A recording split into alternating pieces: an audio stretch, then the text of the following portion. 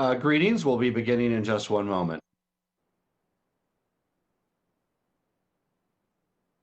And hi, I think Barbara's with us, and Clarence and Kim. I want to thank you for joining us and telling your stories. I know it's never easy to share stories about that are personal health, but I really want to applaud you for doing that because I think this will serve as to increase awareness and warning, for others. And Barbara, of course, it's good to see you again. It's been a while, and I know you've been through a lot these last few months. Clarence and Kim, can you make sure your cameras work so we can see you real quickly? Kim, Marlon sends his regards. He's watching this too. Okay. And Clarence? Can you see me at all? We cannot. We don't see Clarence. We see everybody else, but not Clarence. You want to try again there? Yeah, I'm a little technology challenged. Sorry. That's okay. That's why we want to get it right before we start here. Okay. I think the press might be on, but we'll be beginning in just a moment here. Yeah, for some reason I see you and I see myself, but I just don't, I guess you can't see me. Okay, could one of our tech people call Clarence on the cell phone to see if we can walk him through that?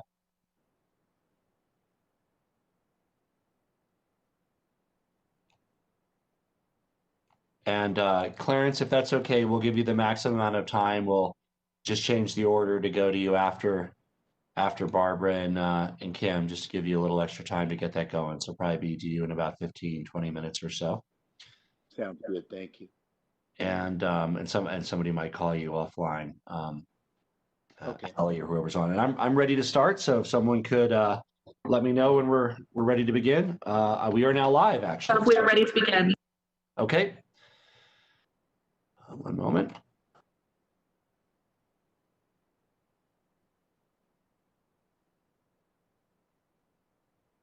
Well, thank you all for joining us.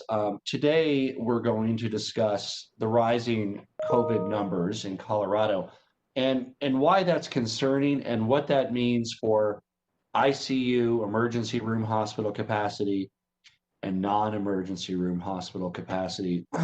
We're also going to hear from several survivors, so you can hear about what this coronavirus experience means to real Coloradans, our fellow Coloradans, and really hear firsthand what they've been dealing with. And before you joined us, I thank them personally for sharing their health stories. It's never easy to talk about your health in a public way, but it also is important for Coloradans to hear these stories. And I want to thank Barbara Gould, Clarence Troutman, and Kim Powell, all of whom experienced coronavirus, all of whom have thankfully recovered in various degrees after spending a very difficult time in the hospital. We're also joined by Scott Bookman, the Interim Director of Division of Disease Control and Public Health Response, Incident Commander for COVID-19. He will be our resource on answering any questions on the hospital presentation, and he'll be adding some information as well. Also have a fire update for you today. Today, 1,433 new cases in line with these high levels we've seen over the last week. 538 currently hospitalized, and that continues to be an upward trend in both numbers and in hospitalizations. This is happening across the entire country, over 40 states, substantial increases, some steeper than Colorado.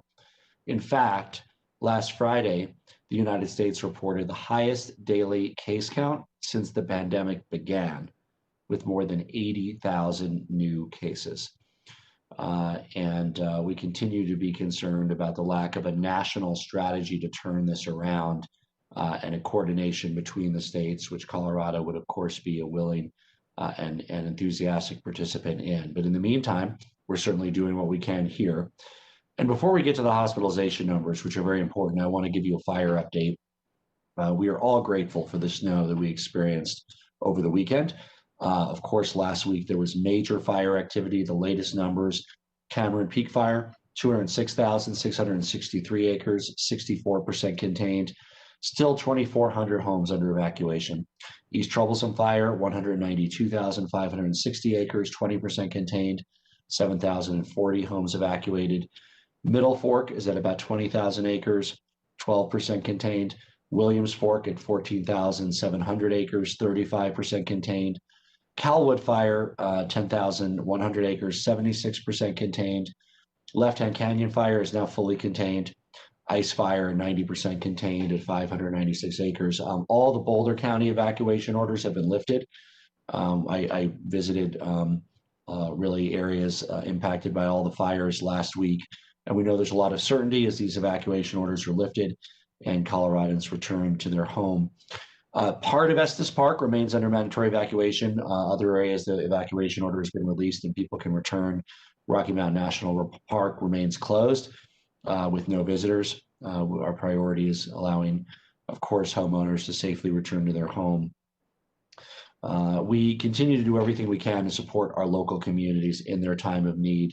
The Red Cross has provided shelter and meals to over 27,000 people who stayed overnight, 25,000 meals.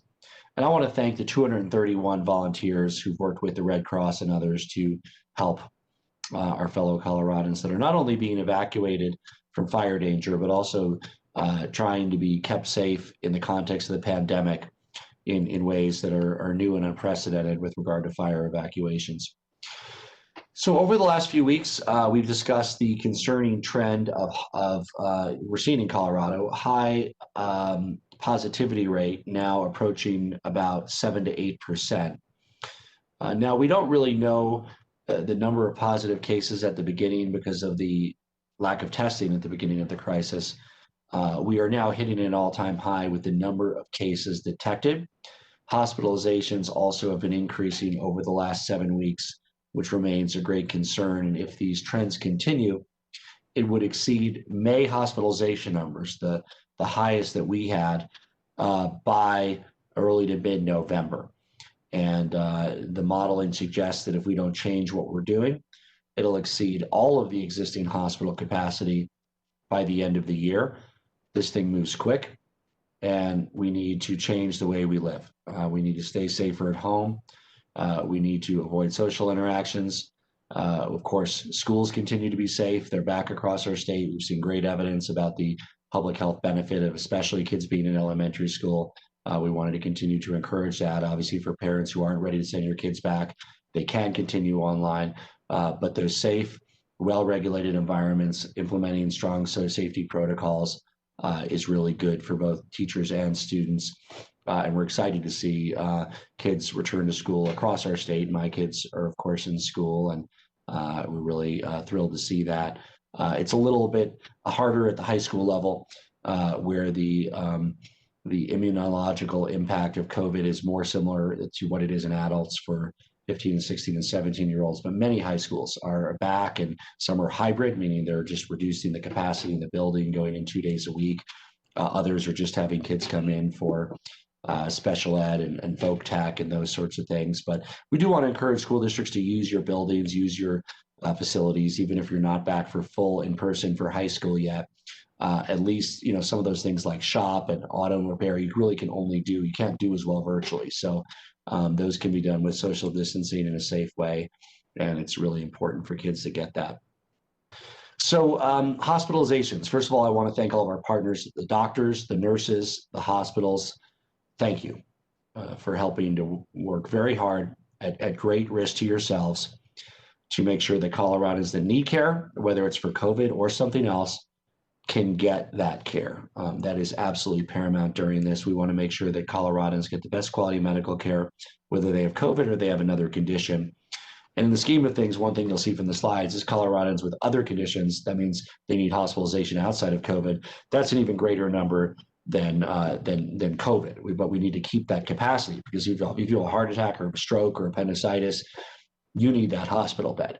They can't, it's not, you won't get the best quality care if all those hospital beds are a higher percentage are filled with people with COVID. So the first slide provides a snapshot of what our hospitalization capacity looks like today. Keep in mind that hospitals are complex, dynamic systems that change their bed availability really based on the situation almost every day. But before COVID, Colorado had 8,444 medical beds and 1,849 beds for all Colorado patients, right? COVID and non-COVID. Many of them were full on a normal day in 2019 and 2018. you would often see 70 to 80% of those beds full, just because that's what they're there for.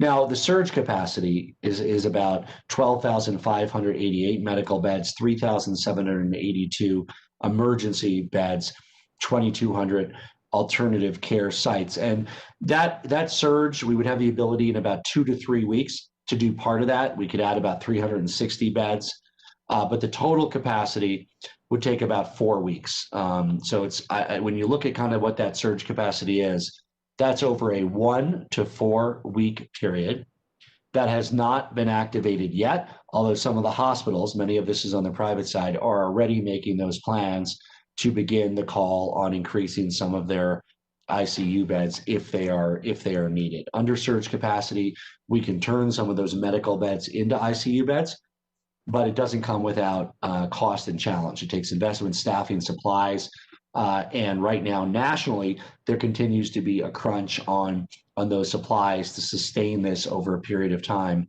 So over 1 to 4 weeks, that capacity would come online if it is triggered.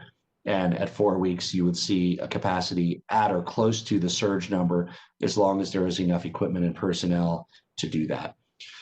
So let's look at the increase in hospitalizations. This has been consistent over the last few weeks. We are now at our highest point since May. As of October 26th, 591 total hospitalizations that are likely COVID, most of them confirmed. There's sometimes a 24-hour lag on that. Another way to look at it, and if we could advance the slides here to slide 4, is that the total number of people in the hospital, but not so much that, but how many people are admitted every day, because some stay for a short period of time, others stay for longer. This gives us a snapshot of how many people are admitted every day. Highest 7-day average since May, and since September, our hospitalizations per day have doubled. We don't just closely monitor the overall number, but also the changes. This shows that a very alarming increase in hospitalizations over the last few weeks. Now, the next slide is key. It really shows the ICU bed usage statewide. Now, the question is not just how many people with COVID are in the hospital, but how many hospital beds do we have left, because people are in hospitals for other conditions. ICU beds are not just for COVID. People have heart attacks, traffic accidents, and many other conditions all the time, and Coloradans need that critical attention. So you'll see, while there has been a increase in COVID hospitalizations, that's that bottom line, the orange line on top has returned to close to normal numbers, right? People were deferring surgeries and waiting and not going in, which had its own health challenges in May and June. We were very worried that people that had chest pains weren't going in for potential heart attack because they might have been scared of COVID. If you were experiencing symptoms that would have led you to get hospitalized or call last year, you should absolutely go in and check it out. So those numbers have returned to close to normal, but add on top of that, that red line, that's the whole new piece. That's a COVID. You can see there's very little room for error in a normal hospital day. We don't, this is a private sector thing, and they're not building, years ago, they haven't built a bunch of beds just to keep them empty. They run in that, 80% range regularly. So this COVID piece is entirely on top of everybody that would need to be hospitalized normally. Now, there's a little bit of flexibility there. If some non-emergency procedures need to be deferred, they can be deferred for a period of weeks or months, but we did that once. We hope that that doesn't happen to have again, but it does provide a little bit of a safety valve there in terms of actually running out of beds. So here's another one, the medical. These are the non-ICU beds. Similar here, there's a great number, back up to the normal numbers being used. And this is what the surge capacity at the convention center would provide up to 2,200 of, if needed. Those would roll on over a period of 1 to 4 weeks. The full 2,200 wouldn't be recognized for 4 weeks, but we do have that surge capacity there. The next slide shows us the same breakdown, but this is actually the average stay in a hospital. So, some good news here, but it's important to point out. So it was 6 days originally. Now the median stay in a hospital is 5 days. So as many people stay 2 or 3 or 4 days as stay 6, 7, 20, 30 days, but the median is 5, slight decrease from the initial days. And the next slide is the kind of the best news. It's the decreasing mortality rate due to better standards of care for COVID patients. Also sort of baked in here are the increase in younger people that get it. If you go to a hospital right now, you have about a 4 to 7% chance of not making it out. That is the mortality rate. So that was 15% back in March. 15% of the people that enter the hospitals didn't exit. Now it's around 4 to 7%. The October number will likely be revised up because October isn't over. But somewhere you can see that August was about 5.5. So somewhere in that 4 to 7% range, if you have to be hospitalized, that is the percentage of people that will not make it out. The rest will after a median stay of 5 days. Doesn't mean that's pleasant. The folks on the call today made it out and were there for more than 5 days. But they're going to talk about how that is very difficult. It's a, even if you're one of the lucky ones, and the 3 people on this call are among the lucky ones, they were not in that 4 to 7% that didn't make it. It doesn't mean by any means that it is easy for you or that you can even regain your life quickly the way that it was before from a health perspective. And, this raises an important point. Every day we make medical gains and advances. It is better to get COVID now than it was 6 months ago, and it'll be better to get COVID 6 months from now than it is today. So the longer that we can prevent people from becoming infected, the more likely it is that better care will not only increase the survival rate, but also be able to reduce the severity of those who experience symptoms for the long haul. So that's another urgent reason to kind of do what we can to wear masks when we're out, limit social gatherings, stay safer at home whenever possible, and limit the spread of this deadly virus as medical technology improves. And it already has shown significant improvements, will show even more. And then, of course, the vaccine is a preventative. That is different. That will be hopefully available November, December with the first doses, and then significant dosage available early next year. Finally, we know that COVID is not affecting all communities equally. To talk about some of the disparities, as well as the modeling, which you can see about when or if and what scenarios we would exceed our hospital capacity, I'm going to turn it over to our emergency incident commander, Scott Bookman. Scott?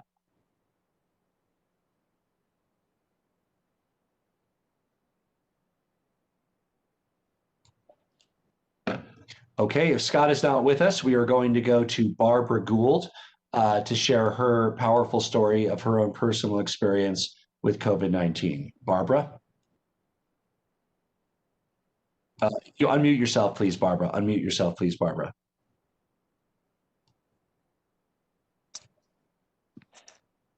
Got it. Okay. Thank you for having me, Governor. I'm going to go through this pretty quickly. Can always ask questions later. And I did make some notes so that I don't forget anything and also so that I don't ramble. Due to COVID, I was in the hospital for 91 days. I was on a ventilator for 65 days, and ECMO, which is a lung bypass machine. It's really quite more than that, but you'll have to look that up. I was on ECMO for 15 days of those 65 days. On March 15th, we returned home from a trip on a flight from Atlanta to Denver. The man sitting behind us was coughing for the entire flight. There were no protocols in place at that time. When we got home, my husband became ill with COVID a few days after we were home. No cough, fever, chills, digestive issues. Indescribable fatigue as well. I developed a cough, which is something that often happens after I travel. But we were in touch with our medical personnel at our professionals at Boulder Internal Medicine every day. And my cough got worse. On April 7th, I felt a pressure in my chest that I knew was not right. And I called my doctor and I was admitted to Boulder Community Hospital. After 3 days, it became clear that I wasn't improving and I had to be intubated. I was on the vent there for 15 days. And ultimately, I wasn't improving. My lungs were like concrete, and Boulder community reached out to UC Health because they felt my last chance would be an ECMO machine. I actually didn't meet all the criteria to be on an ECMO machine, but UC Health accepted me. I'm very grateful for that. Let's see.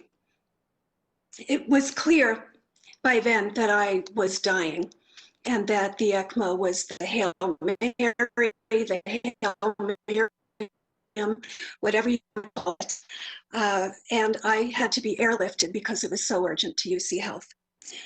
I remained on ECMO for 15 days. And at one point, it looked like even that was not helping. And my husband had to have my living will in front of him at all times.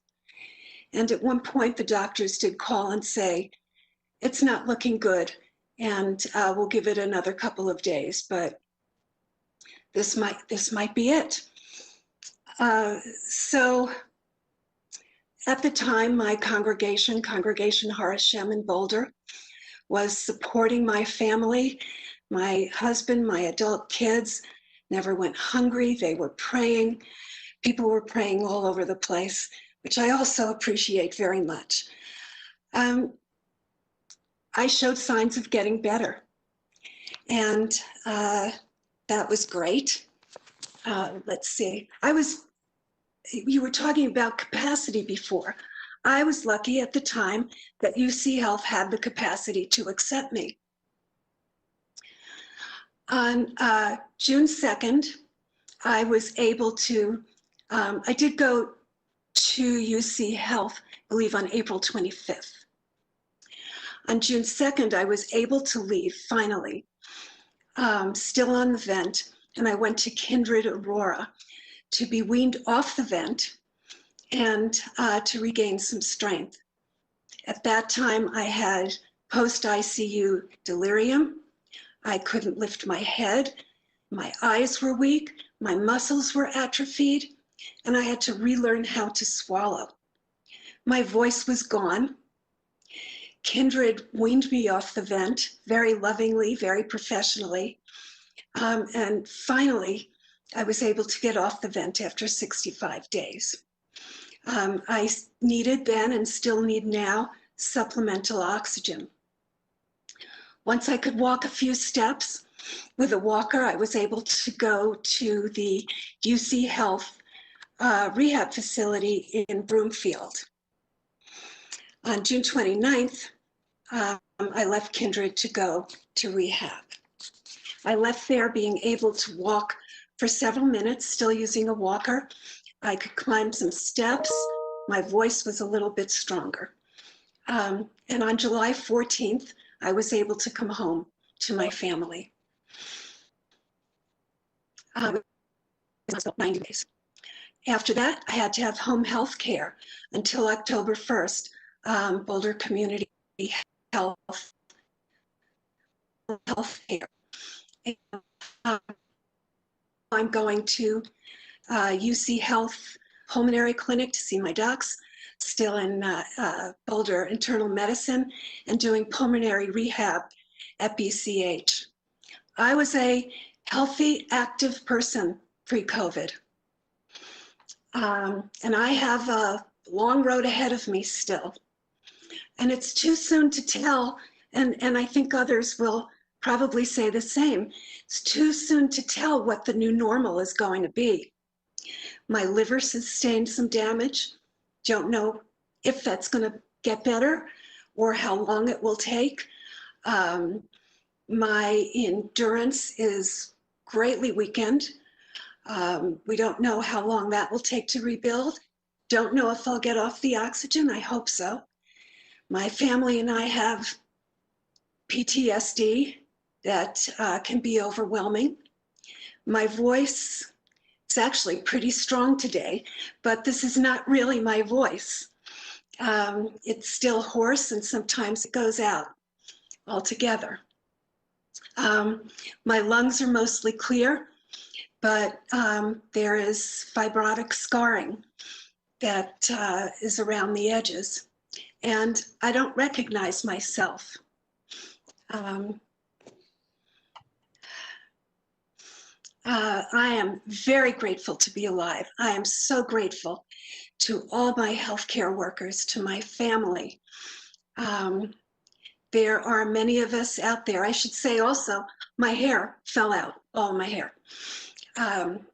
It's coming back now, but you know, that was a thing. There are many of us out there like me. And you know, we don't have statistics yet for that, but this is a serious illness. And, you know, I never said why me, because the answer really is why not me? We just don't know. And for people who think they're immune or they won't get as sick, you just don't know. So it's important to be very careful. Thank you, Barbara. And this is a picture of you just from this last February. And I actually, as you know, I know you, and that's how I knew you.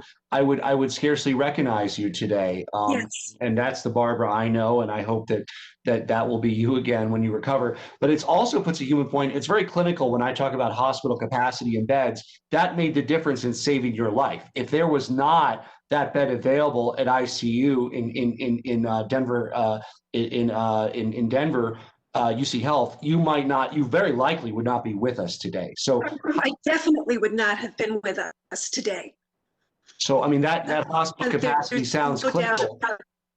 Yeah, and that is absolutely critical. And that quality of care you got made the difference. You have a long road ahead of you. But thank you for your internal strength, Barbara, and thank you for taking this step of sharing your story. And it's just so important and powerful. I now want to turn it over to Kim Powell, who has another harrowing story of her own struggle with coronavirus. Kim? Hi, can you hear me? Okay. First of all, thank you to Governor Polis and the First Gentleman, Marlon, for having me to tell my story, and to Barbara for sharing the really traumatic situation that she continues to go through. So my name is Kim Powell. My pronouns are she and her. I'm a family nurse practitioner. I'm from Denver. I've had more than 22 years of experience in nursing. I was in excellent health. I've never been a smoker, mostly vegan. I cheat sometimes. And I was always on the go. I was a runner, and I often would drive my partner nuts because I would race to the top of the mountain, and that's just who I was. I'm a drummer. I love to belt out show tunes around the piano with friends. But these were the before times. This was before I contracted COVID, and I was essentially plucked from life as I knew it. On May 22nd, I was hospitalized. I had sudden hypoxia. Went from feeling not so great to having a pulse ox of 76, not being able to breathe. Normal is above 90. And I was lucky. I was very lucky. I was only inpatient for 2 nights. I was released home, and I have so much privilege. I was able to receive in-home virtual hospital care, and I was able to receive supplemental oxygen at home. I made it through continuous headaches, shortness of breath, extreme fatigue, 20-pound weight loss, really high blood pressures, chest pain, vision changes, all of the things. And in August, I thought I was finally better. I started cardiac rehab in hopes of running again. Part of my baseline is that I'm an optimist, and sometimes that's helpful and sometimes it's unhelpful, but I thought I would run again. And 3 minutes into the walk test for cardiac rehab, my oxygen level plummeted into the low 80s, and the cycle started again. So today, anything more than a slow walk to the mailbox requires oxygen. I haven't been able to do many of the things that used to bring me joy. I can't run. I can't go to the mountains.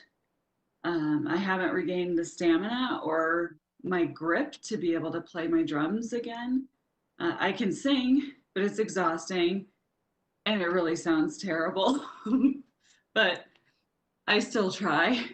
And I'm grateful that I can now speak without becoming too short of breath. And the headaches are gone, the chest pain's better. I do have some lasting reminders, aside from my oxygen tanks. I have 6 pulmonary nodules in my right lung, my right lower lobe, which weren't there before. And on Friday, I had a cardiac catheterization, and my arm is still it's like ready for Halloween. And that is showing that I might have what looks like a shunt that wasn't there before, causing problems between the circulation with my pulmonary and cardiac circulation.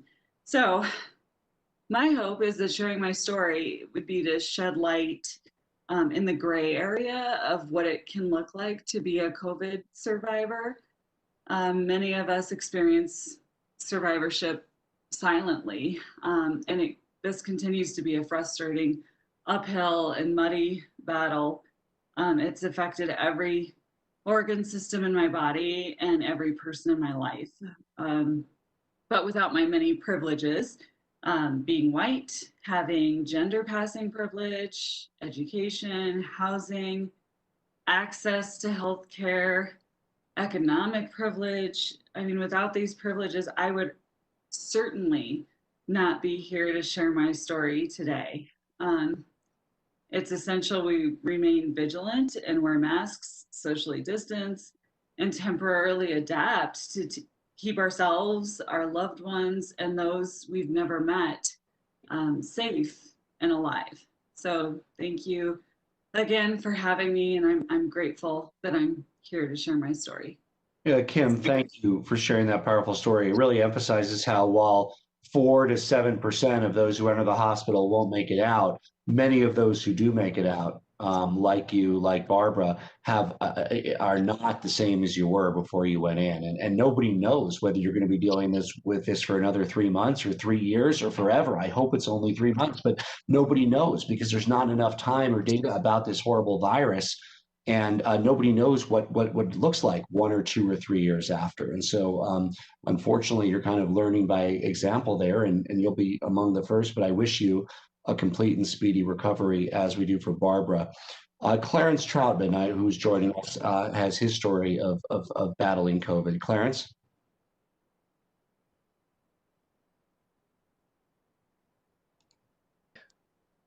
Okay, I hope you can hear me now. Yes, we're good. Oh, thank you so much. Hello to everyone. Like Kim, I'm thankful to be here. Thankful every single day. It's been quite a journey. Clarence, we lost your camera again. It was showing you and then it stopped showing you. Oh. If you want to resituate that, we can do our other update now if you want to work on that for a few moments. I think we almost had it working, but why don't we come back to you, Clarence, if that's okay? And we'll go to Scott Bookman now, and then we'll return to you, Clarence, in about 3 or 4 minutes, okay? Okay. Thank you. Scott?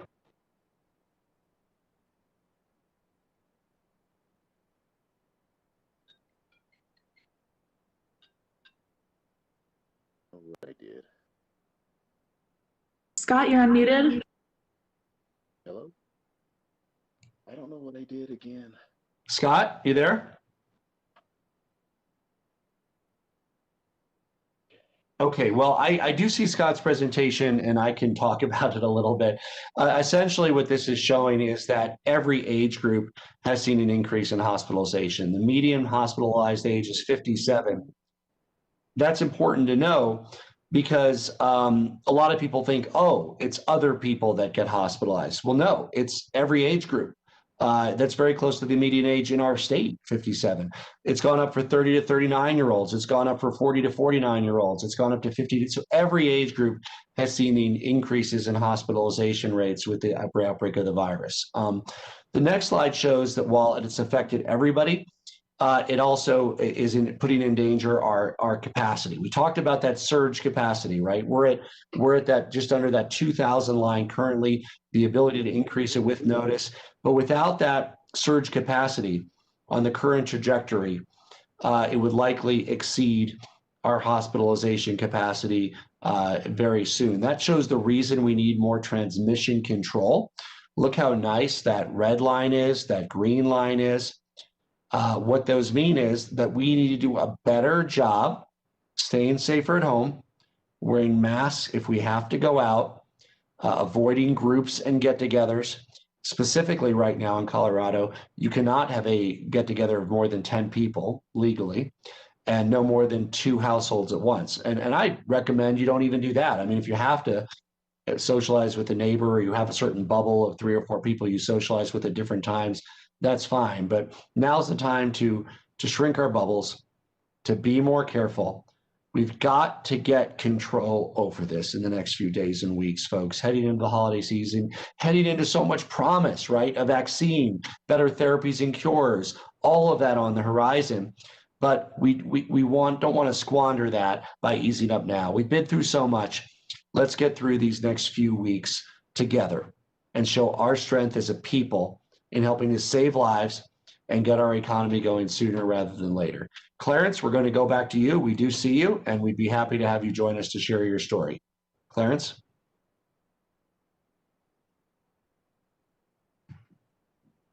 I hope you can hear me okay now. Yes, everything's good. Perfect. Thank you so much. Yeah, basically, I just wanted to kind of reiterate a little bit what Kim, everyone else has said. I'm thankful as heck to be here. I'm sure you Story is in some way similar in that I was a very healthy, at least I thought so, 59-year-old. I'm a broadband technician for one of the local phone and internet companies here. And around the last part of March, first week of April, I got sick as heck. At first, I thought it was just a bad cold or flu, but it just got worse and worse and worse. So by April 4th, I had a fever that had set in that just wouldn't go away, and I couldn't breathe. And that's one of the worst feelings in the world. I hope nobody ever has to experience that. So at that point, we called an ambulance. They took me to see health at the emergency room. And maybe the last thing I remember from that time was them kind of emptying my pockets and talking to my wife and telling her everything that was kind of going on. The next thing I can remember is waking up, I think it was 27 or 28 days later, where I'd been in ICU and I had been intubated for right around a month. And a great deal of that time I was in a coma because they were kind of still trialing different things and seeing what would work best, what wouldn't work, that sort of thing. And while I was intubated, I was turned over on my stomach, on my side, all that sort of thing. And again, I had no idea what was going on until I woke up later in the month, and one of the nurses asked me, well, do you know where you are and what's going on? And I told her, well, no, I have no idea. All I could see was a dark room with some windows shuttered and a bunch of people around with machines beeping everywhere. And at that point, she told me, well, you're at UC Health, been here for right at a month. You've tested positive for COVID-19. I cried for maybe 10 minutes. And then had her explain the rest of the situation to me, what was going to happen from then. So I spent maybe another week in ICU recovery, where they had to teach you, as was said before, how to eat again, how to speak again. I was one of the experimental tracheotomy people, so I wasn't able to really speak for about the first week or 10 days when I had awakened. But eventually, they kind of got me stabilized there in ICU. And I was fortunate that I was moved to a rehab center right there at UC Health. So all I did was kind of change floors, and they started kind of working on me from there with things like, again, learning how to eat again, walk again, talk again, and that sort of thing. So after 58 days, I was discharged back on June 1st. And since then, it's just been kind of a battle to try to get back to where you were, at least as close as possible anyway. So I'm still having a ton of doctor's appointments, pulmonary rehab, CT scans, things like that. Because as you said before, you're not sure if this is going to last another 3 weeks, 3 months, or 3 years. It's just kind of an ongoing process. But I can tell you for sure that I am one of the most thankful guys alive. I am so happy to be here, and I can't commend the people at UC Health enough. They've really worked wonders in my eyes. I think the other thing that sticks with me is when I hear certain people say that this isn't real, or it's just a bad cold or a flu, or even that it's a hoax, that I find that very disturbing, because it's so much more than that. It's 100% real, and we can't do too much to be safe and protect ourselves and protect those around us. Because when you go through this, it's not just you, it's everyone around you. It's everyone that you love and loves you. And I think in some ways they suffer more than you do. I don't wish this on anyone. So I just hope that going forward, that as we gain knowledge, experiences through different people like ourselves, we can hopefully get a better handle on this. And it sounds like here in Colorado, we've done some great things, especially compared to some of my relatives and friends that live out of town, what they've described to me. I think we're actually ahead of the curve quite a bit.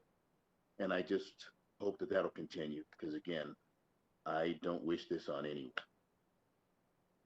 Thank you, Clarence, for sharing your powerful story. Two things that we're doing in Colorado are we have free, quick, and easy testing. Lots of different places, very little wait. So anybody experiencing those symptoms, get tested, because even if you're positive and it's a minor symptoms for you, you then know that if your relative or somebody you were exposed to starts developing more severe symptoms, they might need to be hospitalized. And also you can quarantine yourself for 14 days. So that's very important. There's over 80 testing sites across our state. Only takes 15, 20 minutes, sometimes a little longer depending on the time of day. COVID19.colorado.gov. You can find a free, quick, easy testing site near you. The other is we just launched our COVID-19 exposure notification system. It's on a Apple operating system and Android.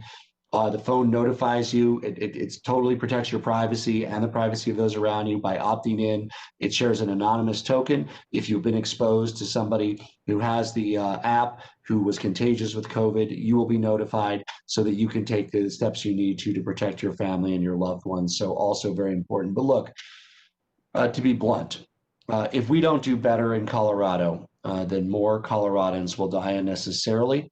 It could be your neighbor, it could be a relative, a friend, a family member, it could even be you. And even if you're one of the fortunate ones who make it, I think you've heard from Kim, from Clarence, from Barbara, that even if you're one of those that make it out, you're not in that 4 to 7% who get hospitalized who don't make it. It doesn't mean that it's easy or clear or free. It's a long, difficult path regaining your health. The secondary effects of COVID are just being studied, just being learned about. But the best thing is to not get COVID in the first place. And that's where you come in. And that's where wearing masks whenever you're around others comes in, staying safer at home whenever you can, avoiding gatherings, and washing your hands regularly after you go out. This year, Coloradans have been asked to face a lot. Global pandemic, economic struggles, the 3 largest wildfires in the history of our state and other wildfires as well. And I know that we all long to get back to normal. But now is not the time to let down our guard. We can't stop doing what we know will save lives and prevent people from getting sick from this virus. The path we're on for the winter months ahead is up to us. Our choice, our actions, our responsibility as Coloradans, as Americans, as humans will decide Colorado's fate in this pandemic in the challenging months ahead.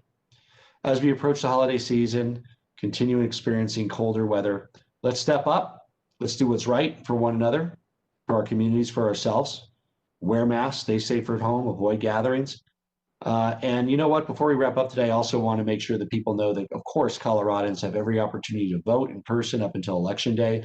There are never any health orders that affect the regular operation of early voting and voting sites. All voting centers remain open. Election Day is just 1 week ahead. It's too late to mail your ballot. You can drop your ballot in any official drop box.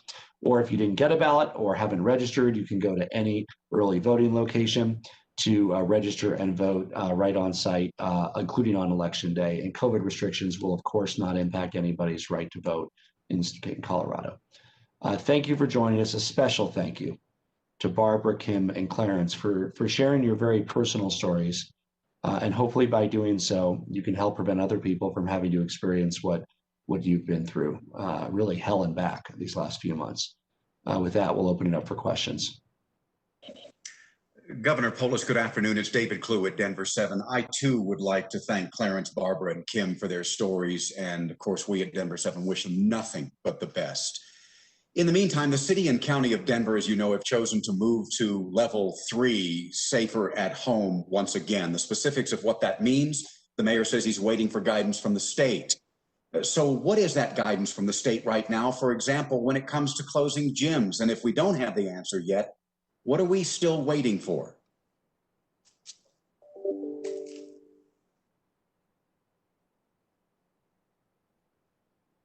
Requires localized strategies, because what we find is that there's different peaks at different times at different places. So for instance, take Boulder 4 weeks ago. Boulder County had one of the highest coronavirus rates in the state. The students were the biggest part, but it wasn't just limited to the students.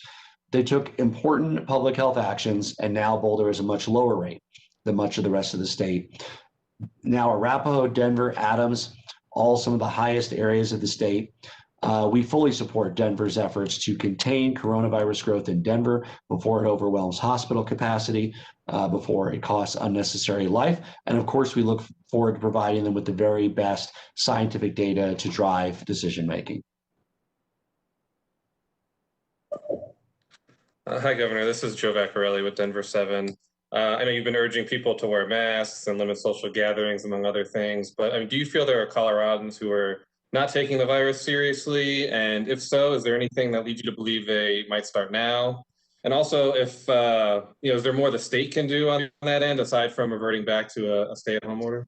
Yeah, unfortunately, there are Coloradans that aren't taking this threat seriously, and I really hope that they listened to Kim and Barbara and Clarence or others in their own family network or family that are battling this or have been through this. I have another dear friend now of 20 years that is currently intubated and hospitalized for coronavirus, and my prayers are with her, as they are every Coloradan who's experiencing this and everybody across the world who's experiencing coronavirus. So I hope that this is a wake-up call.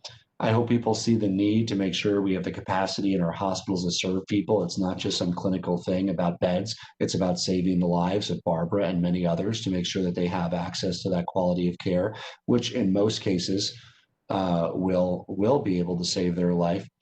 But again, the best thing people can do is not contract COVID.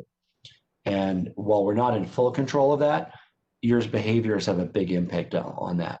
By not going out except when you really need to, by wearing masks when you're around others, by not going to social gatherings, you are increasing your own odds of making it through this with your full health intact, as well as the odds of your own family and friends for making it through this, where more of this is behind us than ahead of us. There are many vaccines in phase 3 trials. There are better cures coming online every day. Let's really take it this seriously and buckle down these next few weeks to get this under control in Colorado. Hello, Governor. This is Vinny Beltrude at Bloomberg News in Denver. With cases up and winter approaching, how is the supply chain for PPE, pharmaceuticals, ventilators, etc.? Can Colorado get what it needs? And do you still see states competing for resources? Thank you, Governor.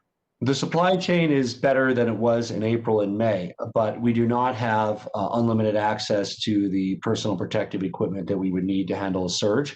We've been taking advantage of this time period to actively acquire high quality PPE in the domestic and international markets. We have some ability to work with hospitals to provide and fill gaps that they have. But as you look towards that full surge capacity that you outlined, over 2,000 beds that would take 2 to 4 weeks to come online, we would need additional success around acquiring personal protection equipment or risk going to crisis standards of care, which would mean reusing personal protective equipment for longer than their tested and certified use, which would put our healthcare workers in additional danger.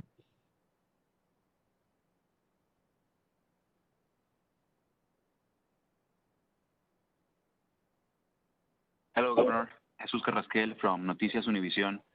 Gobernador, en español, ante el aumento de casos de COVID-19 y las medidas que han adoptado distintos gobiernos locales, ¿usted piensa cerrar de nuevo el estado, cerrar restaurantes, disminuir la capacidad, escuelas y algunos negocios? Continuamos trabajando con los gobiernos locales para que se tomen las medidas necesarias. Esperamos que al tomar estas medidas no sea necesario tener que hacer cambios a nivel estatal, porque la situación es diferente en ciudades diferentes. Ahora es la más peligrosa en Denver, Adams County, Arapahoe County, pero continuaremos monitoreando esto cercanamente. Hi, Governor. Mary Ann Goodland with Colorado Politics. The CDPHE sent out a notice today that 7 counties are now moving up in their levels, including several in rural Colorado. Just how many counties do you need to see at these much higher levels of restrictions before you feel like you need to take statewide action? Well, we did take statewide action last week, limiting gatherings to 10 people or less with no more than 2 households. Essentially across the state. There are some protect our neighbors counties that are not under that, but in most counties, gatherings of 10 or less, no more than 2 households, that is effectively, essentially statewide.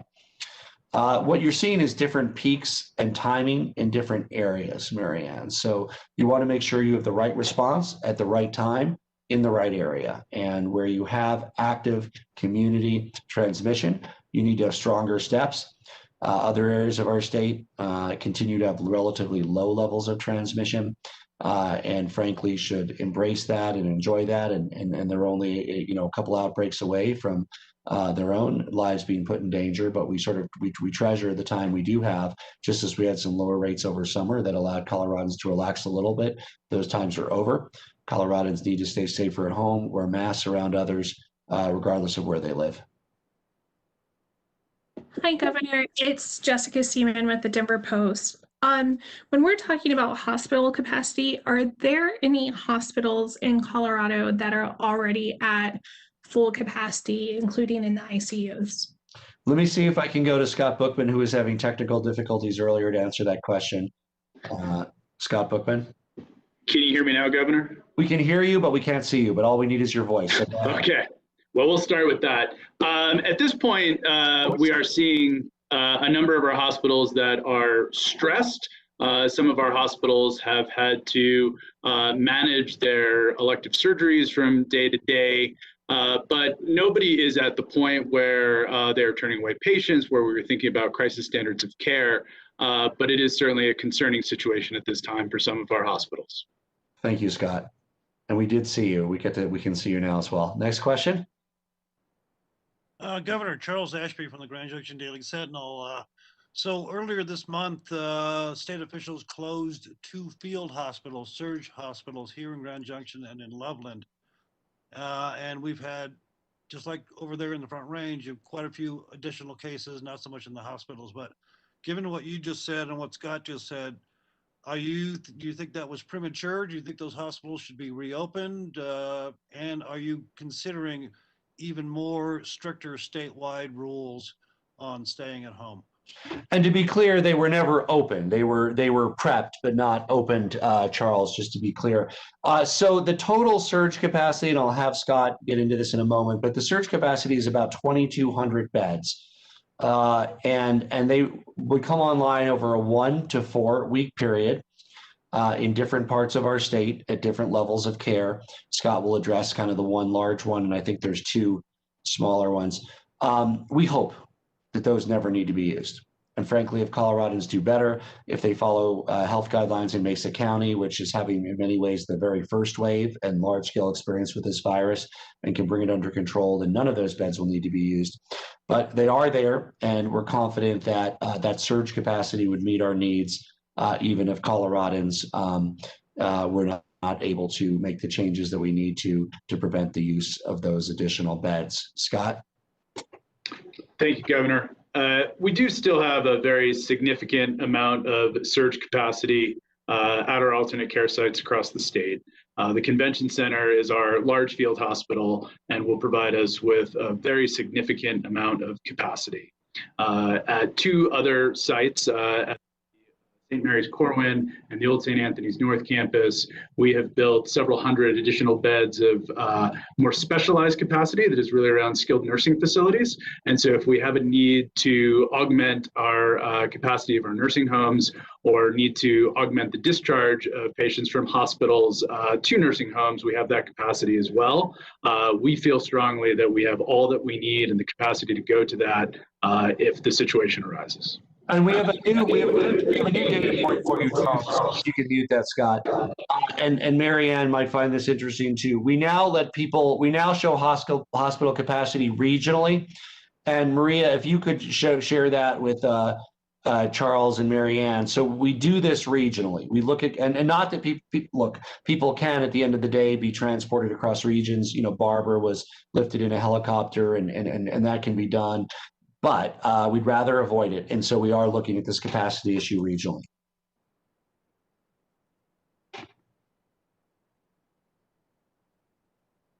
Hi, this is Erin Prater with the Colorado Springs and Denver Gazette. I know you've been asked this before, and I understand the importance of local control, but is there any situation under which you could foresee yourself putting the entire state, again, under a stay-at-home order? And then also, is there any talk of criteria regarding which patients might receive priority if we run out of hospital beds? I know they're having this conversation in Utah. Thank you. So we do have very strong statewide health orders, and frankly, if people do a better job following those orders, then we will contain this virus. That includes wearing a mask whenever you're indoors around others, like in a store or an office around others. And it also includes no gatherings of more than 10 people or more than 2 households. If people follow those science-based statewide rules, then it will save lives and we'll get through this sooner rather than later. And Scott, you want to address the second part? Yes, early on in the epidemic, our governor's emergency epidemic expert response council worked together to create our crisis standards of care, which is how our healthcare systems will ration care if needed. At this point, we do not have any anticipation that we will need to go towards those crisis standards of care. They were developed by an expert panel that included a number of different physicians, ethicists, et cetera, and they have been published. And we believe that by putting all of these measures in place, we will never need to go there, but they are available if we have to. Thank you all for joining us. A special thank you to Clarence, Kim, and Barbara for sharing your personal stories with us and the general public today. And thank you everybody for joining us. Stay safer at home. Wear masks around others, wash your hands, avoid gatherings. If we can do these simple things, we could do better here in Colorado, not just increasing our health, but also making sure that we can return to a greater degree of normalcy sooner rather than later. Thank you.